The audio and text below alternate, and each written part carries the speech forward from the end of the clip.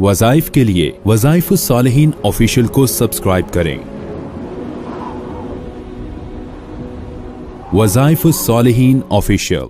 नहमदुहु व नसल्ली अला रसूलिहिल करीम, अम्मा बाद, फ़अऊज़ु बिल्लाहि मिनश शैतानिर रजीम, बिस्मिल्लाहिर रहमानिर रहीम। बहुत से लोग अपने बच्चों के कद के मुताल्लिक बहुत परेशान होते हैं कि उनके कद छोटे रह गए। अगर किसी का कद छोटा हो तो सबसे पहले ये अमले मुजर्रब करें जो मैंने अभी बतला रहा हूँ। और साथ ये माँ बाप को चाहिए कि जब बच्चों की एज 16 साल से कम होती है उस वक़्त उनको कद लंबा करने के लिए एक्सरसाइज कराएं, अद्वियात दें या खुराक दें। बच्चे जितना अच्छी ताकतवरी चीज़ खाएंगे जो नेचुरल है उससे कद उनका लंबा होगा। फिर लटकें, उछलें, कूदें, खेलें कूदें, ये बच्चों की एज होती है, इसमें कद भी लंबा होता है और बॉडी की एक्सरसाइज भी होती है। अगर फिर भी एज गुजर गई और अब कद लंबा नहीं हुआ या छोटी उम्र है कद लंबा नहीं हो रहा तो उसके लिए ये बहुत मुजर्रब अमल है कि आप या राफ़ियो, अल्लाह का नाम या राफ़ियो, आपने 70 बार पढ़ना है और तेल और पानी पे दम कर लें। पानी बच्चों को पिलाएं